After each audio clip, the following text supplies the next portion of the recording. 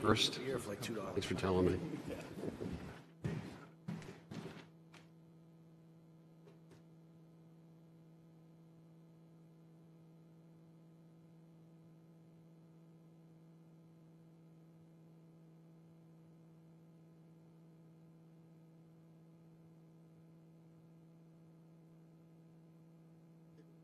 All right. But here it Good evening, goes. ladies and gentlemen. I'd like to call this meeting of the Wolfeboro Zoning Board of Adjustment to order. My name is Fred Tedeschi. I act as chairman of this distinguished group. My immediate left is Sarah Silk. She acts as vice chair. To her left is Luke Freudenberg. He's a member. To his left is Dave Senecal, who's an alternate and also a representative of our distinguished Board of Selectmen. To my immediate right is Tim Cronin. He acts as our clerk. To his right is Peter Colcord, who, as you'll see when you review the minutes, can be in two places at the same time. And to his right is Audrey Klein, an alternate. Clerk, would you do the honors? Tonight's only case is tax map 218-39, case number 02-V-20, applicant Richard and Amelia Kirst. Public hearing for a variance under Article 175, Section 64A-2A of the Wolfeboro Planning and Zoning Ordinance to allow for the construction of a two-car attached garage within the southeastern side setback with the affected neighbor's approval. Property is located at 54 Pine Street. A site visit was completed today at 4:05, attended by Fred Tedeschi, Tim Cronin, Peter Colcord, Luke Freudenberg, and Dave Senecal. Appropriate copies of this have been sent to all the appropriate agencies within town and abutters. Thank you. Who appears for the applicant? Thank you, Mr. Chair. Sorry. Certainly. I notice in this application it says it's an attached. In the application that Tim just read, it says an attached garage. I think we should change that to detached. It should be detached if it is attached. I don't know if it's going to make any difference. The picture is very clear, but it definitely is detached. Right. So with that caveat, my name's Randy Walker. I'm here tonight representing Rick and Amy Kirst that own property at 54 Pine Street, and they're requesting a variance to build a 22-foot by 22-foot, including overhangs, detached garage on their property. So it'll be a perfect square. The Kirsts were formerly, I guess still are, Connecticut residents, but they'll be moving to this property full-time in the next several months. They just sold their house in Connecticut. And of course, they need a garage. We all would like to have a garage to put cars in. They do have a second-story space proposed to put personal property in, like a lawnmower, tools, no running water, just electricity. The lot, however, is a challenge. It's 75 feet wide along its length. It's roughly half acre in size. It's one of the smallest lots on Crescent Lake. It has ledge on it. It has a septic system, which those of you who were at the view saw was behind their house. It has a fairly steep slope going down to it. It also has a town water line and underground electric line and driveway that run down the middle of the lot, making their places that they could put a garage limited. They do propose to put the garage 2 feet off the southeastern boundary line. And if the neighbors, who are the Pelusos and Slaney's, were not in favor of this, and I did attach a letter that said they were in favor, we would not have submitted the application. I also want to just jump to a couple of planner comments before I get into the five-part test. Matt accurately pointed out on the initial plan that we had a 10-foot setback in.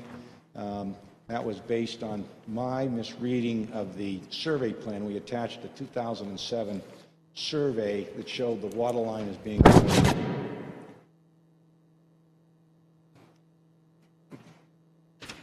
Matt? Out of order.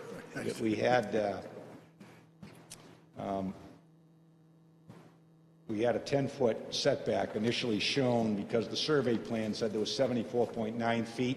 And I said, oh, great, that's under the 75. We only have a 10-foot setback. And Matt pointed out appropriately that we measured in increments of 50 feet. I had forgotten that.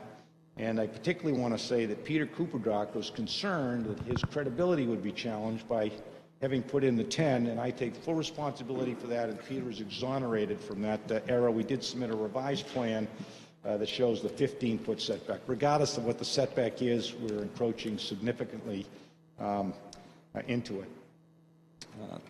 Secondly, Matt had asked to indicate what the elevations of this building were. And again, for those of you at the site visit, it's invisible from the street. You can't see it because you have to go up a hill and down a hill, and the hill completely screens this, so anybody driving by won't even know that the garage was there. But it will have an elevation up out of the ground of about 13 feet on the roadside, according to the sketch that we submitted at the site visit there. And then on the lake side, it's 18 feet up because it's built into the embankment to take advantage of the slope. Matt also pointed out that the water line and the... Randy, can I just check on something? We're just talking about the sketches, and the sketch says 21 by 22, not 22 by 22. Say that again.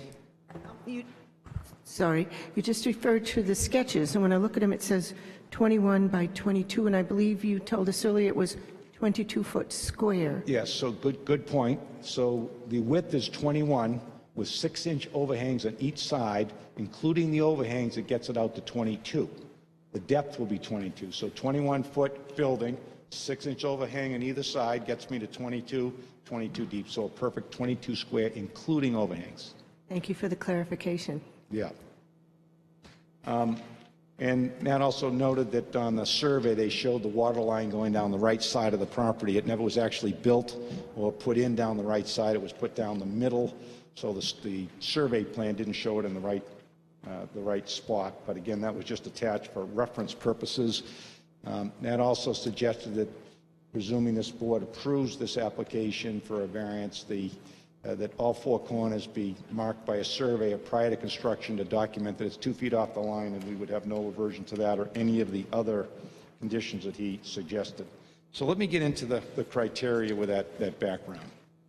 Number one, the variance will not be contrary to the public interest because, and as noted in the Zoning Board of Adjustment handbook, for a variance to be contrary to the public interest, it must unduly, in a marked degree, conflict with the ordinance such that the variance violates the ordinance's basic zoning objectives.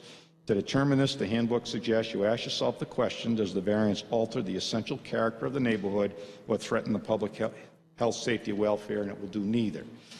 The purpose of the shorefront residential district is to protect the existing shorefront and protect the shorefront from overdevelopment. Now, the proposed garage is located well outside the 50-foot setback. Actually, it's about 150 feet back off the lake. So in any event, the integrity of the shorefront residential district will be met. It also does not alter the essential residential character of the neighborhood because the garage is being used for residential purposes, and it doesn't threaten in any way the public health, safety, or welfare. It will not even be visible from Pine Street. We don't think it'll be visible from the lake because the house itself will screen it from the lake. Number two, the spirit of the ordinance is observed because, and again, as noted in the handbook, this factor is related to the first criteria and is satisfied if the proposed construction will not alter the essential character of the locality and or threaten the public health, safety, or welfare. Again, as noted above, this is residential property now, and if this garage is approved, it'll be residential character on the backside. There's no impact to the public at all. Again, if anybody were to look at this from the street, they wouldn't be able to even see the structure. If you look at it from the lake, we also believe you can't see it, but should you get up close, you'll see a separation of about 50 feet between this building, if it's built, and the closest building on the neighbor's side, the Peluso-Slaney eastern side. Their garage is about 50 feet away. So visually, that buffer is there, which is the whole purpose of the side setback, is to make sure that there's a visual space between all properties.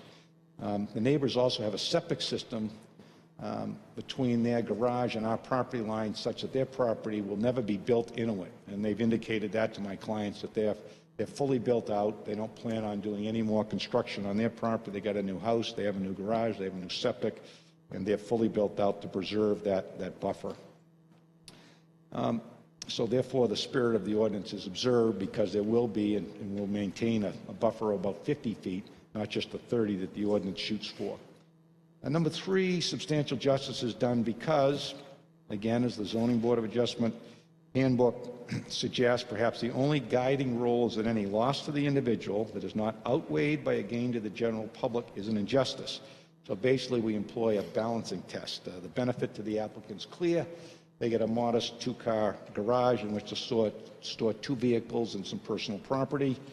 And there's also no gain to the general public by enforcing the strict terms of the ordinance, given the specific fact pattern here.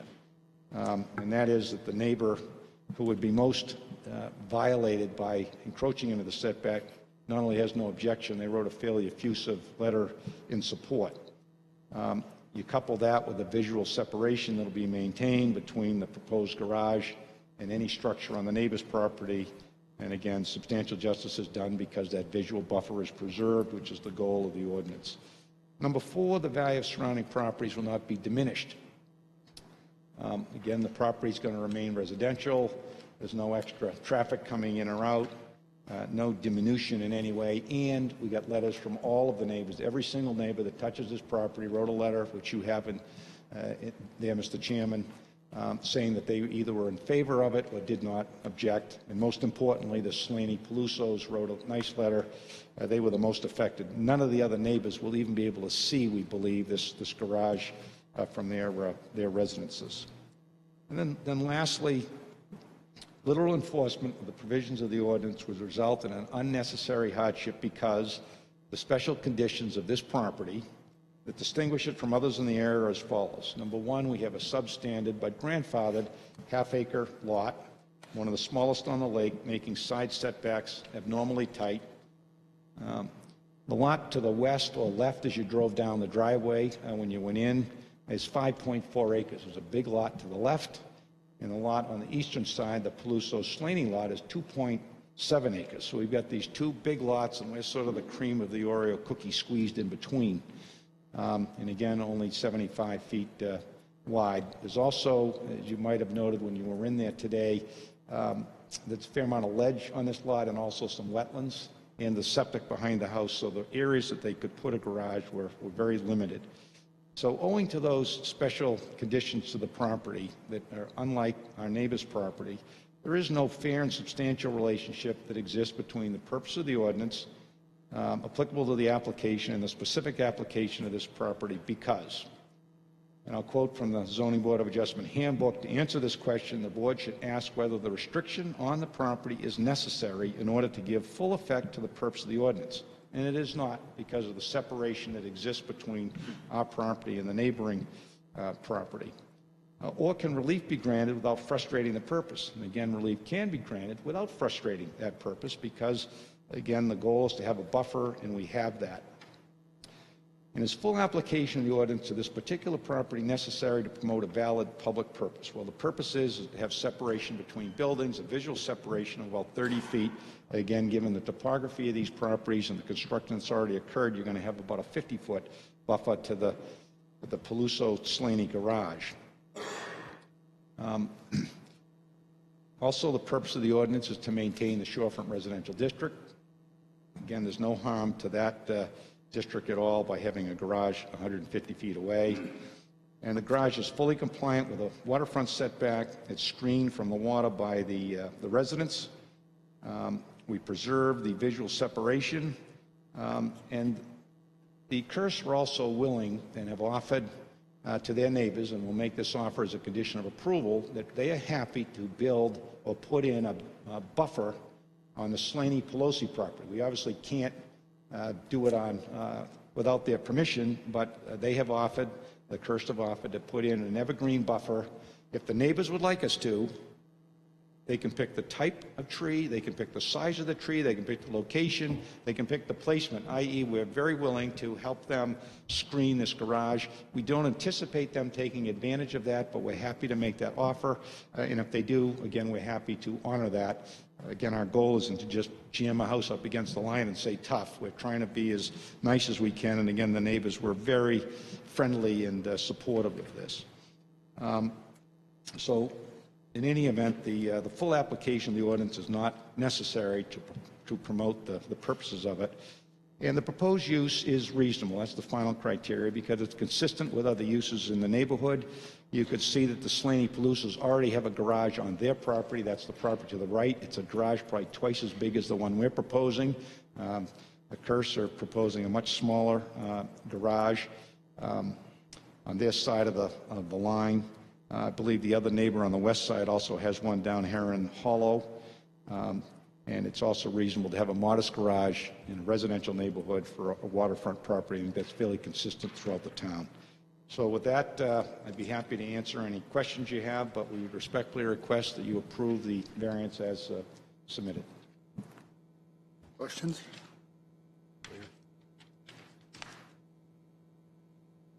Mr. Sullivan.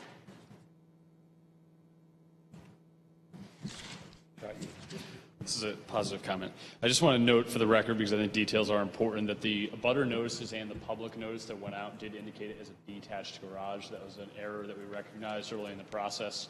The copies were not made correctly for your packets, but it was noticed as a detached garage for the property correctly.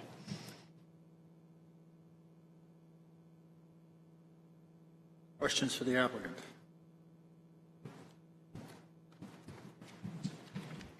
Seeing no questions. Thank you very much, Mr. Walker. I have some questions. I'm sorry, Courtney, I apologize. The only one that has questions? Yes, sorry. On the plan that was dated February 5th or 6th by Peter Cooperdock,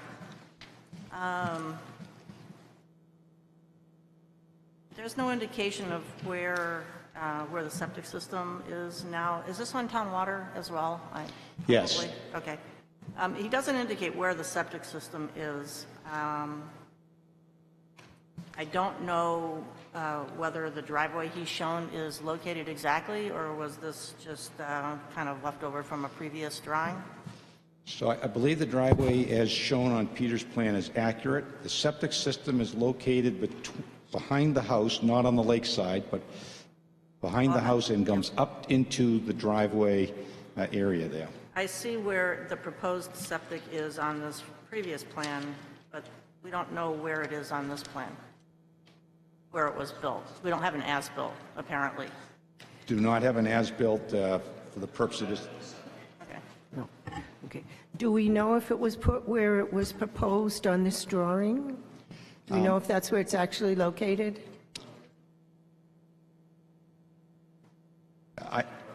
I don't know exactly where it is, but we could see it today on the site visit. It's between the house and the driveway. There's a pipe coming out. It's very visual on the ground, basically right up the middle of the lot behind the house.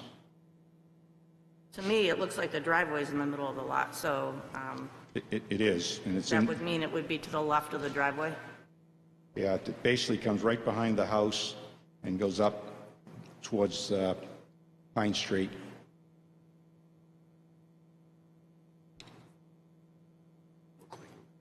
But will not be impacted at all by the garage. Well, this is actually driveway, so I don't see how it could be. Right. Is the driveway paved or All completely? gravel. Yeah. So given where the driveway is shown on this plan, I have to assume the septic system is up there someplace. It's between the house and the end of the driveway there. It's very close to the house. It's in that open space basically between the driveway and the house. So there appears to be a pathway or a drive down that goes to the left of the house, down where there's kayak racks and whatnot, correct? So the septic system is uphill from that. It's uphill from the house.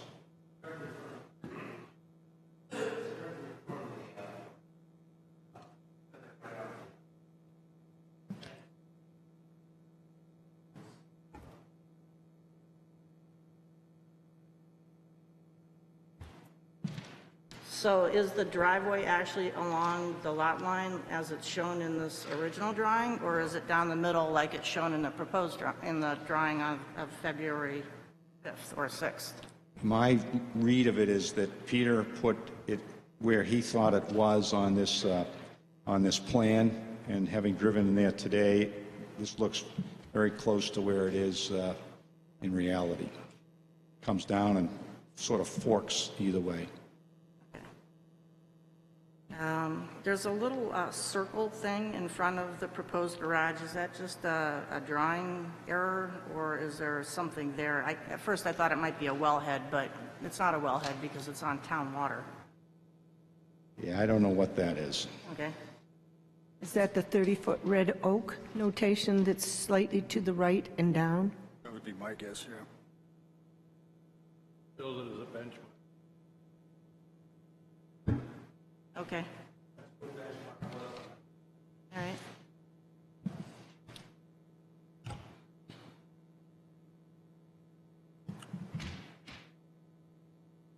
Other questions?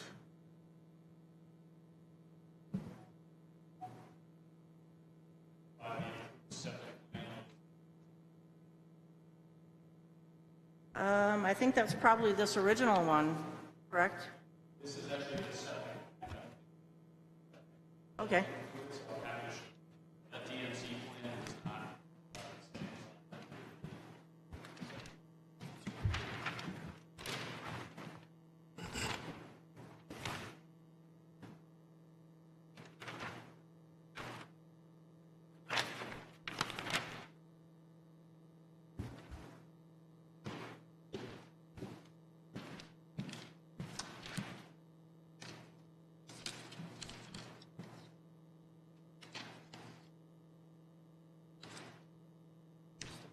Is your tank underneath it's between the house and where you turn, the turnaround is? Like between the path to the left and the turnaround to the right, your tank is between that and the house? Or is it under the driveway?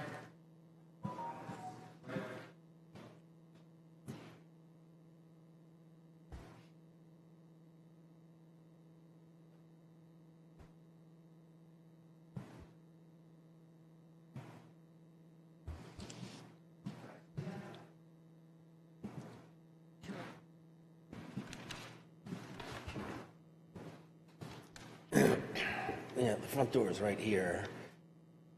Tank is right here, and the septic is right here. The garage comes down, the driveway comes down around that way and that way. This was by DMC. He wanted to put a pumping system in, and I said, that's not necessary. They didn't actually build this system. Build that system.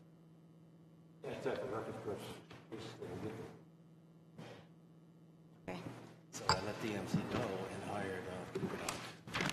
So this is not an as-built either, really? It is not.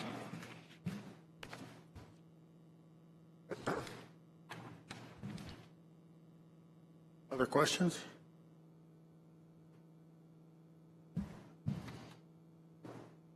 Thank you, Mr. Walker. Yeah, just one. On this front stone plan, are these setbacks, are those drawn as the 15 feet or as the 10 feet? So the original plan that Peter Cooperdock submitted, or I submitted, showed 10 feet. We then submitted a revised one that shows it at 15. Is this the revised one? February 5th, 2020?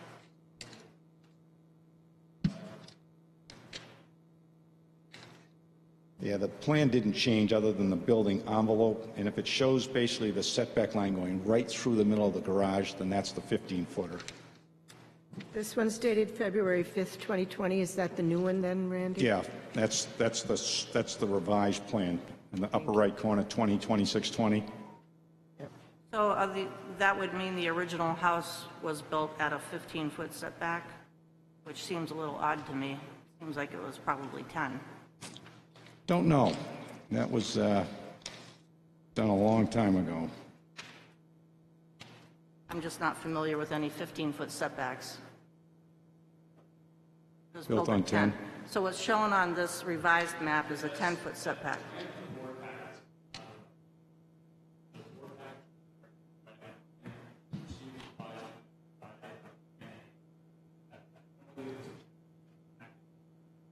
Okay.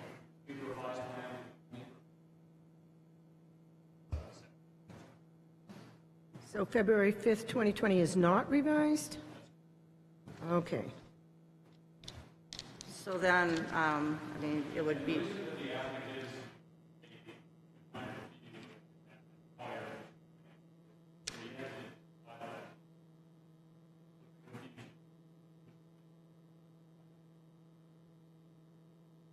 Okay.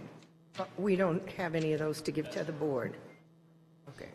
and that 15-foot, the revised 15-foot setback is for both sides or only this one side because of measurement issues? It shows the whole building envelope, both sides of the lot. Well, this one doesn't show either because it's not revised, so I don't know what the revised one shows. Okay, thank you.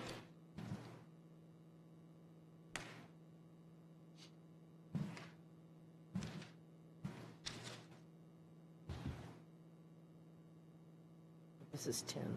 You don't have the revised one.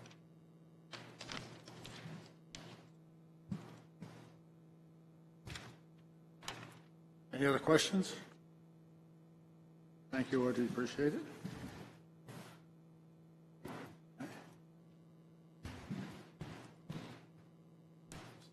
Thank you.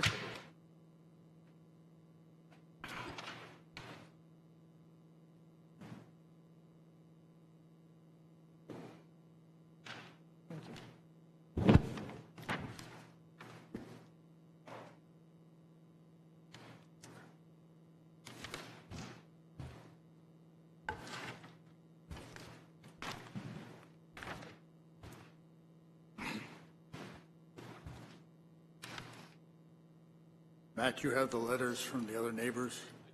You do not. You do these. Thank you. Are those copies of the two letters we had in our packet? Oh, those are 2 additional letters. 2 additional letters.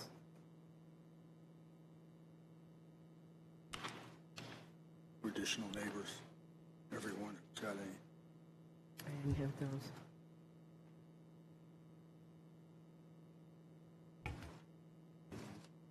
Off the table.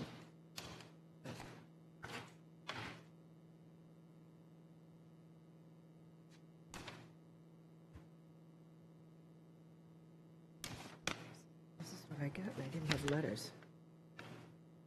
Mine didn't have letters. This is what we got them today.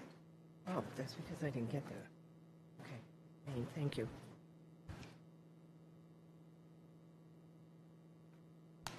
Okay. If there are no further questions, I'll close the public hearing. Let's discuss this amongst ourselves. Go through each of the points, point by point. First point, the variance will not be contrary to the public interest. Comments? I think the purpose of the setbacks are for the public interest, going to why the zoning was written, is magnified by the fact that this lot is narrow, and that because we don't want to encumber other lots with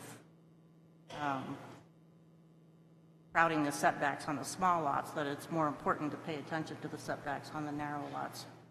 So I do think that it potentially has a public interest effect. Other comments?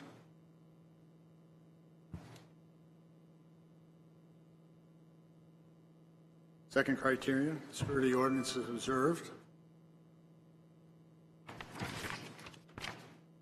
I think here Walker has made a point that the variance does not alter the essential character of the neighborhood. It will remain residential.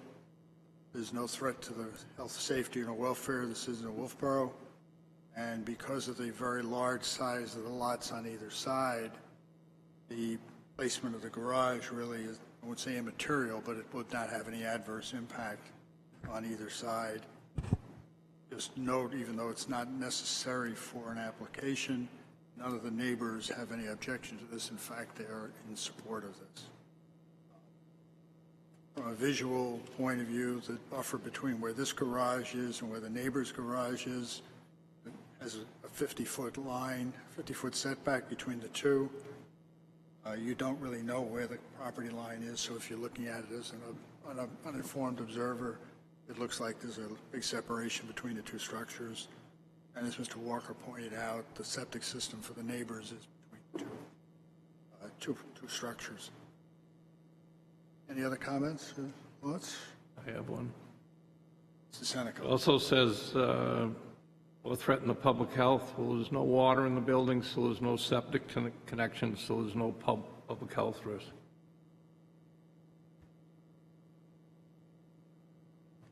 Criteria number 3 is substantial justice is done. Comments? I don't have enough information with this application to tell whether there's another location for this garage. I think there potentially might be on the other side of the property, either forming with the setback or with less variance to the setback, but also that side of the property does not have somebody else's structure near it.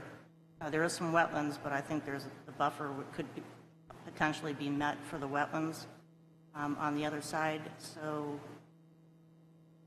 I would not be able to say that this was even the best location for the garage with the information given, never mind reaching the level of the only location that's reasonable on this property. So I don't think that criteria has been met.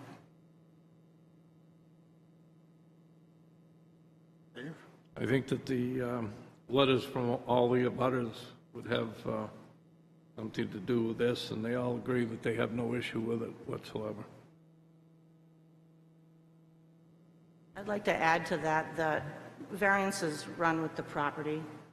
So it's very generous of these abutters to write letters, but unless they're speaking to one of the 5 criteria in perpetuity, the future owners of the other properties are also going to be impacted by the decision that we make.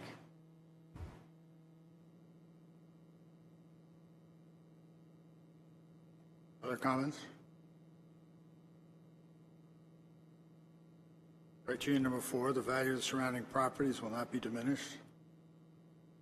There's been no testimony that there will be a diminution, so we assume there will not be one.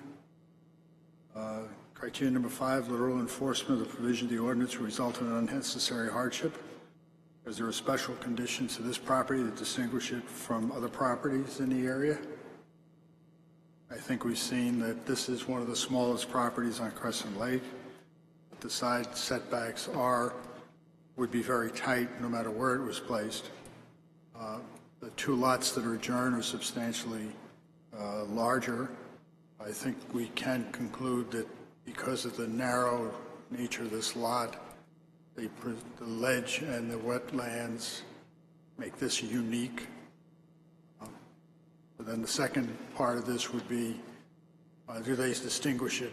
Are there these conditions distinguish it from the other properties in the other areas so that there's no fair and substantial relationship between the purposes of the ordinance applicable to this property and to the provisions of the ordinance. And what we generally look at here is if we grant the variance, will it do significant violence, if you will, to the purpose of the ordinance? My feeling is the purpose of the ordinance is to put distance between buildings to ensure visual separation, and that the size of the lot and the shape of the lot makes it a little difficult to do this, although I suppose you could put it right in the middle of the driveway. But as was pointed out, there is a water line and underground electric in the middle of the driveway, so that would give it another special condition in a way, in my mind anyway. There's the other concern of the steepness. And then the steepness of the lot too, so you would not want to put it where you would slide downhill. Which happened. Which apparently has happened, yes. And luckily did not happen tonight. The other properties are pretty much built out, although that does not prevent someone from tearing it down and starting all over again. It seems to me that the purpose of the ordinance is met by assuring some separation between the properties here. Other comments? I would take the opposite view. I think it might, you know, if it was not possible to move it to another place, that the points you've made and the applicant made very well might prove significant. But again, I don't think there's enough information on this in this application to say with any confidence that this can't be in a much preferred location than what is indicated on the application. Other comments? Any further discussion? All right. If no further discussion, I'll entertain a motion. Sorry, Mr. Sullivan. If the board does consider a motion, I would just amend the conditions I presented in my review to remove condition number 5 relative to amended plans, and instead add a condition, what will be new condition number 9, being that a revision date be added to the adjusted plan, because the plan that you received this evening did not have an appropriate revision date on it. And I wanted to comment quickly on the vegetative buffer offer made by the applicant. Although that's a very nice civil activity to engage in, I don't think this board can compel another property owner to install vegetative buffer, so I would not recommend that as a condition of approval and would allow the homeowners to work that out individually.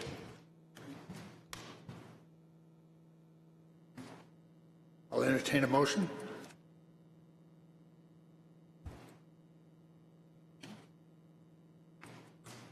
I move to approve the application of Richard and Amelia Kirst for a variance to permit the construction of a two-car garage, 22 by 22. That dimension includes the overhang on the garage as having met the 5 conditions. I also add to the motion the conditions set forth in the planner's memo of February 23rd as amended in the discussion tonight. Discussion. Can I ask you who is sitting on this particular, I don't think that was determined. 2, 3, 4, I think we have 5 members. I just want to make sure. No, thank you. Who's sitting? Yes. Is there a second for the motion? Second. Any further discussion on the motion? Okay, all in favor, say aye. Aye. Aye. Any opposed? Motion is carried. You have your variance. Thank you, Mr. Walker.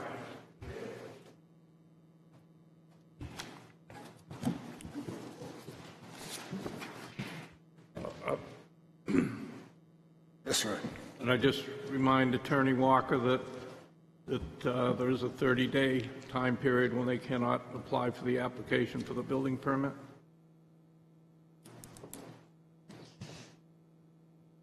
So we have to wait 30 days? You have to wait 30 days before, in case there is an objection or somebody appeals the decision. Anticipating none, we'd be happy to wait 30 days.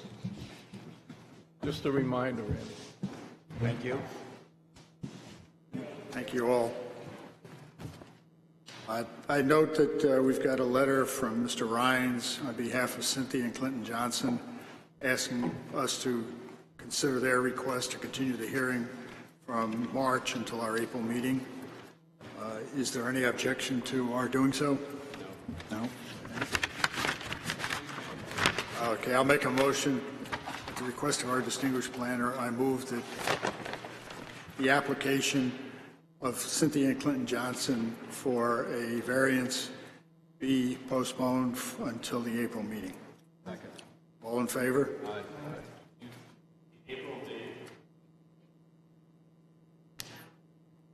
April, thank you, we'll add that to the motion.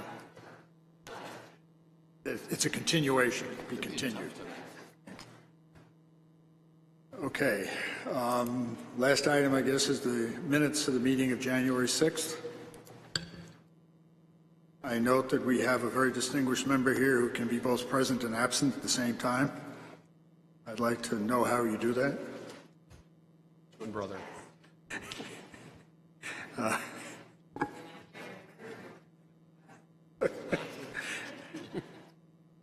I believe he was absent. He was absent. Yes. Absent. He was excused. Any other comments on what appears to be page 2? First page 2. Any comments? Any comments on the second page 2? Yeah, are those things that are crossed out? I'm confused by all the crossouts and whatnot. That's something that's going to be dropped when we approve them on the second page 2? The third page 2. Third page 2? Oh, indeed. Yes, sorry. I just had one comment on the top of page 3. In the italics, the setbacks were changed after construction of the dwelling and was in conformance with the, I think you'd want to say which was in, the dwelling which was in conformance with the existing zoning laws at the time. Third page to the top, oops, I'm sorry, right after the indented.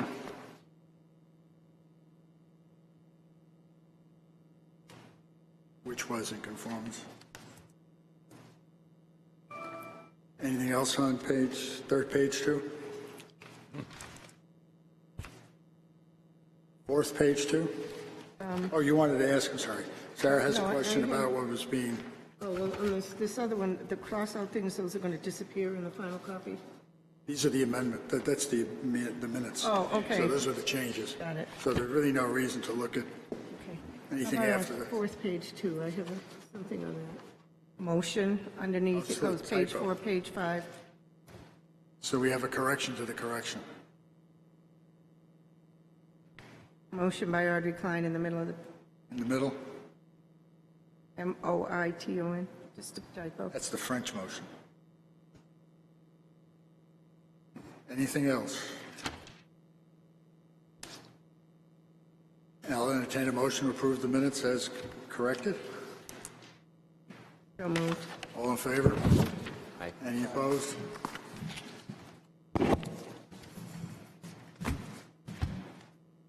Before I adjourn the meeting, I just wanted to say it's been a privilege and a pleasure to work with all of you. I will miss Monday nights, not so much that I will show up. But if I do show up, tell me to go home. This is a great group of people. I'm very amazed that the town of New Englanders would invite a Flatlander to be a member of their committee, and let alone to chair it. But I think it shows that everyone's got an open mind when we come here. And it's a great place to live. I really have enjoyed it. I'm not sure I will be here for the rest of my life.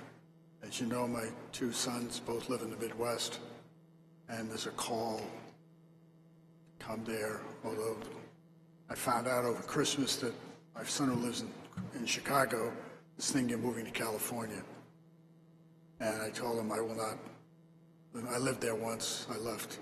I'm going to stay in the East. So anyway, it's been great. I think we got a great board here. I think the town has been well served by us. And I look forward to watching you all on television. I was going to thank you, Timothy, for being our chairman. I think you've done a good job, and even though you're a Flatlander, I think we put you in there so that we could use your lawyerly knowledge, so you've only been used. I've been used by many people, but none finer than you folks. Well, Fred beat me to it. I wanted to thank him. He's been the chair since for the last 3.5 years I've been here, so thank you. It's been a pleasure to work with you. I do want to just note that with that, it is time for reorganization in April, obviously. So if anyone is interested in serving as the clerk, vice chair, or chair, obviously there are pending elections as well. But please do let me know so we can make sure that everybody on the board knows if you're interested in serving in any of those roles. They're all uniquely important. But again, Fred, thank you for your years, and I appreciate it. One last comment. The Spring Planning and Zoning Conference is on Saturday, May 30th of 2020 from 8 a.m. to 3:30 p.m. It's a great opportunity to get educated about the role of the ZBA and also the role of the planning board as well if you have some interest in that. Please do let me know. We do have registrations available at no cost. We are happy to register you, and last year it was so competitive that the registration actually closed very early, so please let me know if you're interested in attending, and I'll make sure that you get signed up as long as we have slots. You said May 30th? It's May 30th, 2020, from 8 a.m. to 3:30 p.m. And I'll send out this notice after the meeting this evening as well so that everybody has it. Please just do let me know earlier rather than later. Tough thing is it's always a Saturday at the end of May, so it tends to be nice out, so that's a little tricky, but please do keep it in mind. It is a valuable conference. Any other business to come before the board? And Robin, also just want to speak to the board about one item as well. So after 25 years, I gave Matt my resignation this evening. I'll no longer be working for the board or the town after the 14th of April. But I thank you. I've worked with many boards, many people I've enjoyed working with. So just wanted to let you know. Thank you. I think I expressed my colleagues were greatly appreciated for all you do. Thank you. And I'm sure my colleagues will miss you. I won't come to the meetings either. Any other business to come before the board? If not, I'll entertain a motion to adjourn. So moved. Any second? Second. All in favor? Any opposed? Meeting's adjourned. Thank you, Fran.